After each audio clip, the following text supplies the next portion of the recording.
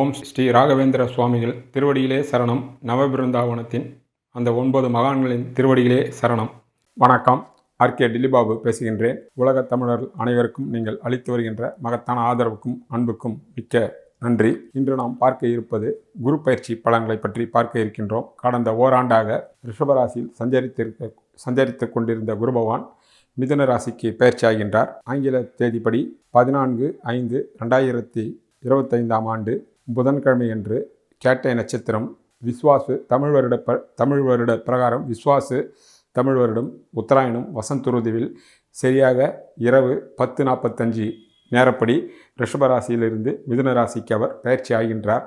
அவர் ஒவ்வொரு ராசிக்கும் எப்படிப்பட்ட பலன்களை தரப்போகிறார், அவருடைய பார்வையால் எப்படிப்பட்ட பலன்கள் நடக்கப் போகிறது, குரு பகவானுடைய சஞ்சரிக்கக்கூடிய நட்சத்திர சாரங்கள் அங்கே மிதுனத்திலே மிருகசிஷியம், திருவாதிரை, குருவினுடைய நட்சத்திரமான புனர்பூசம், அந்த நட்சத்திரத்தின் சாரத்தின் மூலமாக ஒவ்வொரு ராசிக்கும் எப்படிப்பட்ட பலன்கள் நடக்கப் போகிறது, ஒவ்வொரு வீட்டிற்கும் எப்படிப்பட்ட பலன்களை இந்த குரு பகவான் தரப்போகிறார் என்பதை மிகவும் விரிவாகவும் விளக்கமாகவும் நாம் பார்க்க உள்ளோம்.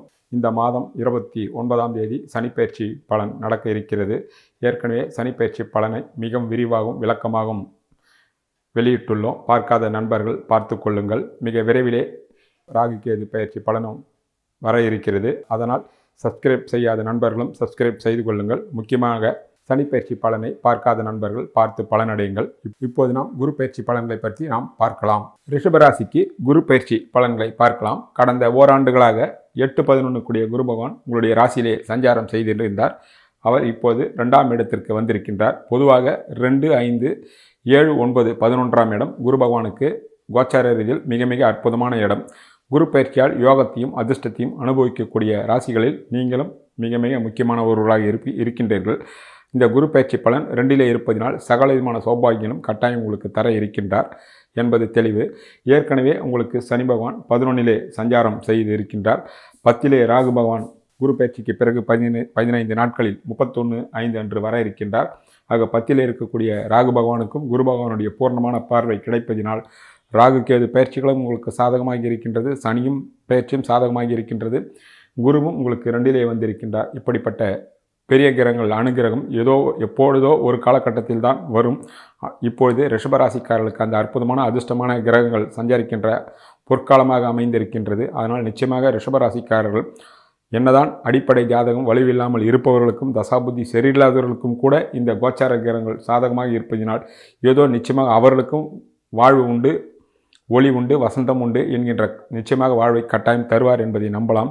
ஏற்கனவே சாதகமாகவும் வலிமையாகவும் இருப்பவர்களுக்கும் சாதகமான தசாபுத்தி நடப்பவர்களுக்கும் இந்த சனியும் இந்த ராகும் 2லே வந்திருக்கக்கூடிய இந்த குரு பகவானும் 2லே வர இருக்கக்கூடிய இந்த குரு பகவானும் மிகப்பெரிய யோகத்தையும் அதிர்ஷ்டத்தையும் பொருளாதார சுபிட்சத்தையும் பூரணமாக தருவார்கள் என்பதை நிச்சயமாக நாம் எதிர்பார்க்கலாம்.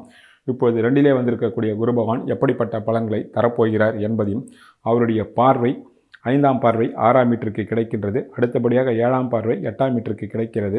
9ஆம் பார்வை 10ஆம் வீட்டிற்கு கிடைக்கிறது. அவருடைய பார்வையால் எப்படிப்பட்ட பலன்கள் நடக்க இருக்கிறது என்பதையும் மற்ற வீடுகளுக்கும் எப்படிப்பட்ட பலன்களை இந்த குரு பகவான் தர இருக்கிறார் என்பதையும் பார்ப்போம். முதலில் 2ஆம் வீட்டிற்கு வந்திருக்கக்கூடிய குரு பகவான் அந்த 2ஆம் வீட்டிற்கு அவர் 7, 10 கூடியவராகி இருக்கின்றார். அதனால் முதலில் அவர் இளைஞர்களுக்கும் இளம்பெண்களுக்கும் முதலில் 2ஆம் வீட்டிற்கு வந்திருப்பதினால் குடும்பத்தை உண்டு பண்ணுவார். அதாவது திருமண யோகத்தை கட்டாயம் கொடுப்பார். கடந்த காலத்தில் தள்ளி போன திருமணங்கள் இளைஞர்களுக்கும் இளம்பெண்களுக்கும் நிச்சயமாக ரிஷபராசிக்காரர்களுக்கும் ரிஷபராசி இளைஞர்களுக்கும் இளம்பெண்களுக்கும் நிச்சயமாக திருமண வாழ்க்கையை உண்டு பண்ணி குடும்பத்தை உண்டு பண்ணுவார். ஒருவர் குடும்பத்தில் ஒருவர் மட்டும் சம்பாதனம் செய்து அந்த குடும்பத்தை நடத்தி வந்தவர்கள் குரு பகவான் 2லே வந்திருப்பதினால் ஒருவருக்கு பதிலாக 2 பேரோ 3 பேரோ சம்பாதிக்கக்கூடிய, ஒருவர் சம்பாதித்தது போய் பல பேர் சம்பாதிக்க 2-3 பேர் சம்பாதிக்கக்கூடிய சூழலை குடும்பத்தில் கட்டாயம் உண்டு பண்ணுவார். ஆனால் குடும்ப விருத்தியாகும், குடும்பத்தில் பொருளாதாரம் ஏற்றம் உண்டாகும், மிகப்பெரிய வளர்ச்சியை நோக்கி உங்களுடைய பயணங்கள் நிச்சயமாக உங்கள் குடும்பஸ்தானம் பெருகும் என்பது தெளிவு. அதே வேளையில் அவர் 8-11 கூடியவராகி 2லே இருப்பதினால் மிகப்பெரிய பொருளாதார ஏற்றத்தையும் வளத்தையும் லாபத்தையும் சுபிட்சத்தையும் கட்டாயம் தருவார். திருமணமாகாது இருப்பவர்களுக்கு திருமண யோகத்தையும் குடும்பத்தை அமைத்து தருவார். பிரிந்திருந்த கணவன் மனைவிகள் ஒன்று சேர்வார்கள். பொருளாதாரம் எவ்வளவுதான் கடன்கள் இருந்தாலும் அந்த கடன்கள் மிக மிக விரைவிலே அடைக்கக்கூடிய மிகப்பெரிய பொருளாதாரம் ஏற்றத்தையும் மாற்றத்தையும் உண்டு பண்ணுவார். அவர் காரணம் 11 கூடியவராகி 2லே இருப்பதினால் ஏற்கனவே தனக்காரகன், அவர் தனத்தை காரணம் என்ற தனக்காரன் என்றால் பொன்னை பொழியக்கூடியவர். அப்படிப்பட்டவர் 2ஆம் வீட்டில் புதனுடைய வீட்டில் இருப்பது என்றால் இயற்கையிலே நீங்கள் மகா புத்திசாலி. அவர் புத்திசாலியை வீடான புதன் வீட்டிலே அவர் அமர்ந்திருக்கின்றார்.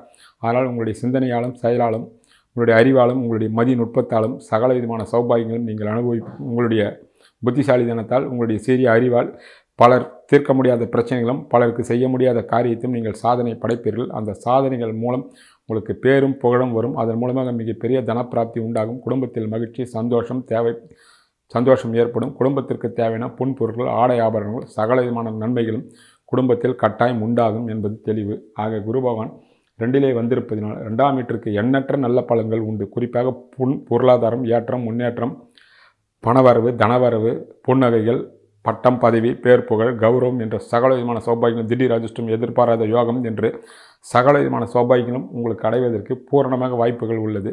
சரியான முறையில் இந்த குரு பயிற்சி பலன்களை, குரு பயிற்சியால் வரக்கூடிய நன்மைகளை ரிஷபராசிக்காரர்கள் பூரணமாக அனுபவிக்க இப்பொழுதே நீங்கள் தயாராக இருக்கலாம் என்பதே அடிப்படை உண்மையாகும். அதற்கு சாதகமாக முதலிலே சொன்னது போல 9, 10 கூடியவர் சனி பகவானும் 11லும், ராகு பகவான் 4, கேது ராகு 4, 10லே இருந்தாலும் 10லே இருக்கக்கூடிய ராகுக்கும் குரு பார்வை கிடைப்பதினால் அந்த ராகு கேதும் சாதகமான இடத்திலே தான் வந்திருக்கிறார்கள். இப்படிப்பட்ட வாய்ப்பு எப்போதும் கிடைக்காத மிக மிக அற்புதமான வாய்ப்பு. சரியான முறையில் நீங்கள் கட்டாயம் அவரவர் ஈடுபட்டிருக்கின்ற துறைக்கும் வயதிற்கும் ஏற்றாற்போல் நீங்கள் அதை கட்டாயம் பயன்படுத்தி கொள்ளலாம். அவருடைய பார்வையால் எப்படிப்பட்ட பலன்கள் நடக்கப் போகிறது என்பதை இப்போது நாம் பார்க்கலாம். அவருடைய 5ஆம் பார்வையாக 6ஆம் வீட்டிற்கு கிடைக்கின்றது. 6ஆம் வீட்டிற்கு அவர் 3, 6 கூடியவராகி இருக்கின்றார். 6ஆம் வீட்டிற்கு அவர் 5லே இருந்து பார்ப்பதினால் இயற்கையில் சுபகிரகமான குரு பகவான் ஒரு வீட்டை பார்த்தால், நல்ல வீட்டை பார்த்தால் அந்த நல்ல வீட்டினுடைய பலனை விருத்தி செய்வார். கெட்ட வீடு என்பது 6, 8, 12. 6ஆம் வீட்டை பார்க்கின்ற குரு பகவான் 6ஆம் வீட்டு பலனை விருத்தி செய்வார். போட்டி, பொறாமை, தேவையற்ற வீண் விமர்சனங்கள், வைத்திய செலவுகள், கடன்கள் போன்றவற்றை ஏதோ ஒரு வகையில் செய்வார். ஆனால் அந்த கடன்கள், போட்டி, பொறாமை இருந்தால் அதுக்கு நீங்கள் முக்கியத்துவம் தர தேவையில்லை. அவருக்கு நீங்கள் பதிலளிக்க தேவையில்லை. கடன்கள் இருந்தால் அந்த கடன்கள் சுப கடன்களாக இருக்கட்டும். அந்த கடன்களை நீங்கள் வட்டியும் முதலுமாக சேர்த்து நீங்கள் அடைத்து விடக்கூடிய வாய்ப்புகள் கட்டாயம் உண்டாகும் என்பது தெளிவு.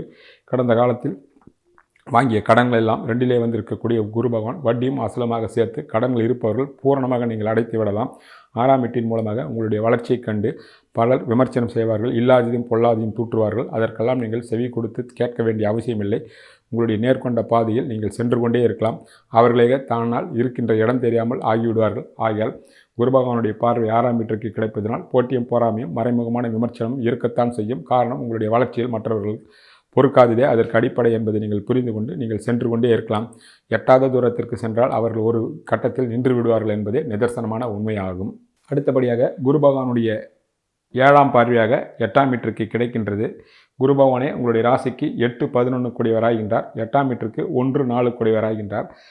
11 கூடியவராகி 2ஆம் வீட்டிலிருந்து 8ஆம் வீட்டை பார்ப்பதினால் 8ஆம் வீட்டின் மூலமாக ஏற்படக்கூடிய கெடுபலன்கள், அசிங்கம், அவமானம், வம்பு, வழக்கு, சிறை தண்டனை உட்பட மரணம் போன எந்த விதமான கெட்ட பலன்களும் நிச்சயமாக உங்களை அண்டாது என்று நீங்கள் நம்பலாம். காரணம் 2, 11, 8 சம்பந்தம் ஆகும்பொழுது அது அதிர்ஷ்ட ஸ்தானமாக ஆகிவிடும்.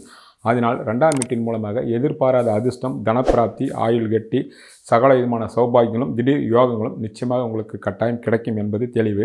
8ஆம் வீட்டின் மூலமாக ஏற்படக்கூடிய கெடுபலனுக்கு பதிலாக மாறாக மிகப்பெரிய அதிர்ஷ்டமும் தனப்பிராப்தியும் ஏதோ ஒரு வகையில் உங்களுக்கு கட்டாயம் காத்திருக்கிறது என்பதே தெளிவு.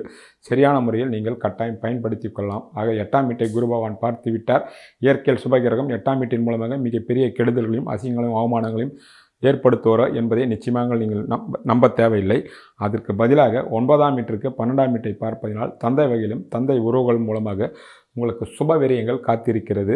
ஒரு சிலருக்கு சொந்த ஜாதகத்தில் 9ஆம் வீட்டிற்கு 6, 8, 12 தசை நடந்தால் அவர்களுக்கு மட்டும் தந்தை வகையில் தந்தையினுடைய உறவுகள் மூலமாகவும் தேவையற்ற வீண் விரைய செலவுகளும் தேவையற்ற வைத்திய செலவுகளும் வரலாம். மற்றவர்களுக்கு எந்த விதமான பிரச்சனைகளும் இருக்காது என்பது தெளிவு. 8ஆம் வீட்டை குரு பகவான் பார்வை செய்வதனால் முதலில் சொன்னது போல மிக பெரிய அளவிலே அதிர்ஷ்டமும் தனப்பிராப்தியும் ஏற்படும். அதன் மூலமாக பல சகல விதமான சௌபாகியங்களும் உங்களுக்கு ஏற்படும் என்பதே உண்மையாகும். அடுத்தபடியாக குரு பகவானுடைய பார்வை 9ஆம் பார்வை 10ஆம் வீட்டிற்கு கிடைக்கிறது. 15ஆம் தேதி குரு பயிற்சி என்றால் மே மாதம் 31/5 அன்று ராகு பயிற்சி. ஆக 11ல் இருக்கக்கூடிய ராகு பகவான் 10லே வருவார். குரு பகவானுடைய பார்வை வாங்குவார். 10ஆம் வீட்டிற்கு குரு பகவான் 2, 11 கூடியவராகி 10ஆம் வீட்டை பார்ப்பதினால் தொழில் விருத்தி மிக பெரிய அளவிலே கை கொடுக்கும். பலர் சொந்த தொழிலுக்கு முயற்சி செய்யலாம். அந்த முயற்சிகள் மிக பெரிய அளவிலே கை கொடுக்கும். வளர்ச்சியை நோக்கி உங்களுடைய வாழ்க்கை பயணங்கள் அமையும்.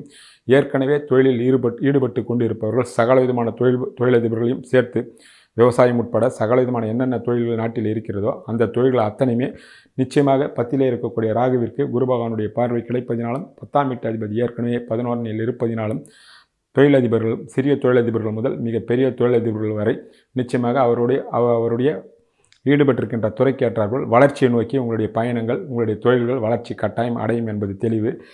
பணியில் இருப்பவர்கள், அரசாங்க பணியோ தனியார் பணியில் இருப்பவர்களுக்கு நிச்சயமாக பதவி உயர்வும் பண உயர்வும் உண்டு. விரும்பிய இடத்திற்கு இடமாற்றமும் உண்டு. அந்த வீட்டிற்கு 2-11 கூடியவராக இருப்பதினால் கடந்த காலத்தில் என்னென்ன பிரச்சனைகள் வேலை செய்யும் இடத்தில் இருந்ததோ, மேலதிகாரிகள் தொல்லையோ, குறிப்பாக பெண்களுக்கு மற்ற மேலதிகாரிகள் தொல்லையோ, சக ஊழியர்கள் ஒத்துழைப்பு இல்லாமல் இருப்பதோ, வேலை பளுவோ, எந்த விதமான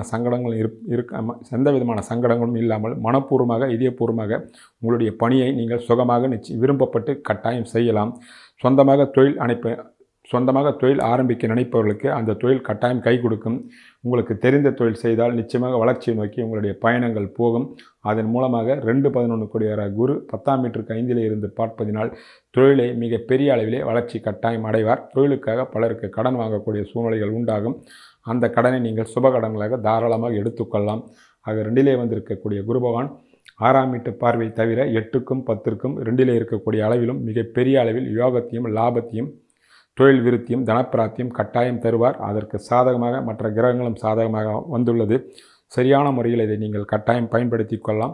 மற்ற வீட்டுகளுக்கு எப்படிப்பட்ட பலன்கள் இந்த குரு பகவான் தருவார் என்பதையும் பார்க்கலாம். குறிப்பாக 4ஆம் வீட்டிற்கு அவர் 5ஆம் வீட்டை பார்ப்பதினால் 4க்கு 11லே இருப்பதினால் இடமாற்றங்கள் நிச்சயமாக இந்த ஒரு ஆண்டு காலத்திலே உங்களுக்கு உண்டாகும். அதுவும் குறிப்பாக 4ஆம் வீட்டிற்கு குரு யோகத்தை தரக்கூடியவர் சிம்மத்திற்கு. அவருக்கு 5ஆம் வீட்டை பார்ப்பதினால் வீடு, வண்டி, வாசல், வாகனங்கள், சொத்து சுகங்கள் வாங்குவது விற்பது போன்ற துறையில் இருப்பவர்கள், சொந்த வீடு இல்லாதவர்களுக்கு, சொந்த வாகனங்கள் இல்லாதவர்களுக்கு, அவர்களுக்கெல்லாம் உங்களுடைய ஆசைகளும் கனவுகளும் திட்டங்களும் பூர்த்தி கட்டாயமாகும். பலருக்கு குடியிருப்பு மாற்றங்கள் இந்த குரு பகவான் 2லே இருந்து 3லே வருவதற்குள்ள காலகட்டத்திற்குள்ளவே வீடு, வண்டி, வாசல் கனவுகளை உங்களுக்கு கட்டாயம் நிறைவேற்றுவார். உங்களுடைய தாயினுடைய ஆசைகளும் கனவுகளும் திட்டங்களும் நிறைவேறும். ஒரு சிலருக்கு தாயின் மூலமாக அதிர்ஷ்டங்களும் தாயின் மூலமாக சொத்து சுகங்கள் வருவதற்கும் வாய்ப்புகள் உள்ளது.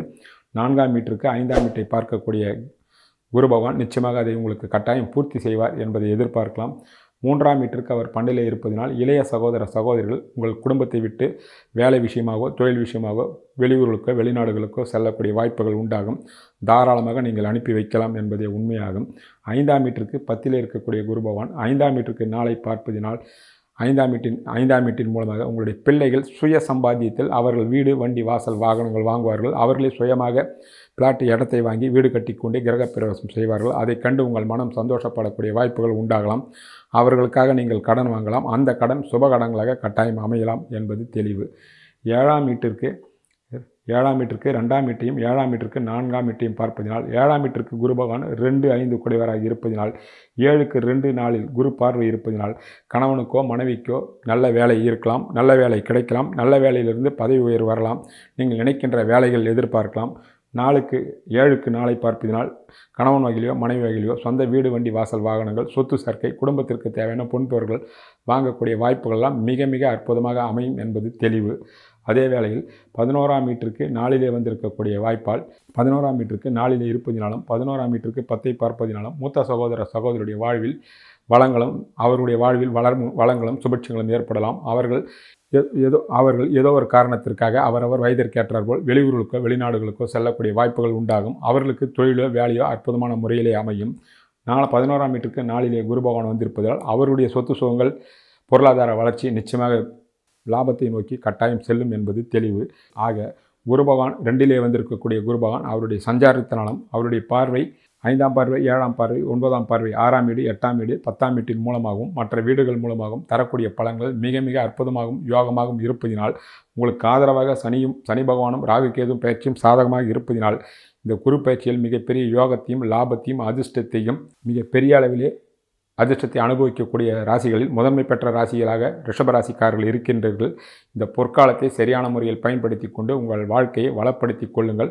அவரவர் ஈடுபட்டிருக்கின்ற துறைக்கும் வயதிற்கும் சொந்த ஜாதகத்தின் அடிப்படையிலும் மிகப்பெரிய உச்சத்தை நீங்கள் கட்டாயம் தொடுவீர்கள் என்பது கிரகங்கள் சொல்கின்ற உண்மையாகும்.